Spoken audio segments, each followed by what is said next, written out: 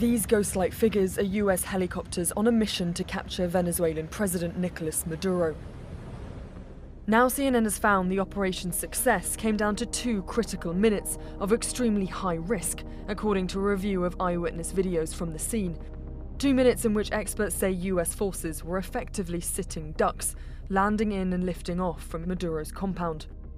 We modelled out the area, analysed helicopter flight paths, and synchronised key videos to understand how the US successfully infiltrated a heavily fortified military compound, despite the danger involved. First, you can see Chinooks, a US helicopter used to transport troops, flying into the area from the south. Their arrival is met with a barrage of Venezuelan anti-aircraft fire. Within seconds, more helicopters, this time Black Hawks and attacking aircraft, are seen arriving and circling overhead. They release intense fire. US General Dan Kane later described this as multiple self-defense engagements.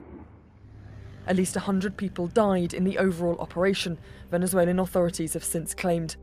And aftermath pictures hint at the deadly cost: blood on the ground, large burnt areas, and blown-out cars. 2 of the riskiest moments of the US operation are visible in the videos we're going to show you next. A Chinook coming into land, a point when US forces are at their most vulnerable. Then you see a Chinook taking off. You see it again in this video as it's gaining altitude. Then a second Chinook takes off, around 20 seconds later.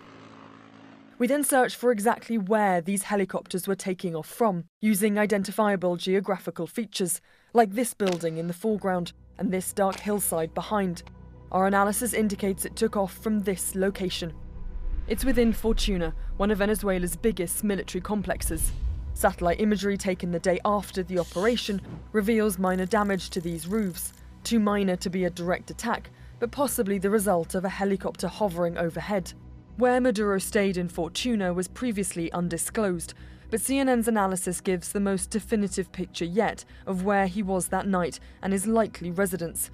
Past videos show the former president seemingly at home at this location. He was inside a building here in 2024. That building was converted into a large white complex last year, and he was over here in July, sitting outside having coffee. As the Chinooks take off from this location, attack helicopters can be seen circling overhead and firing to protect the Chinooks as they depart. We spoke to a former member of the US Air Force's elite special warfare team, Wes Bryant, about this critical sighting. Clearly, I think this was the best move to land right on the compound, because the key here was, of course, speed and surprise, but it was also the timing. They needed to get in and out as quick as possible. How many of the helicopters in this operation would be landing right on the compound? I would say likely up to 2. So if it's just 1 or 2 helicopters, is there a chance that Maduro could be on board? There's a chance, absolutely. I mean, he would have been on board one of those Chinooks. Bryant believes the operation was ultimately quite lucky. I think it largely had to do with the element of surprise. It's not going to happen again, this seamlessly by any means. And it could have gone entirely differently. Just one small factor could have flipped the coin on this. As he awaits trial, Maduro's fate still rests in American hands, a fact both extraordinary and intensely controversial. Katie Polglase, CNN, London.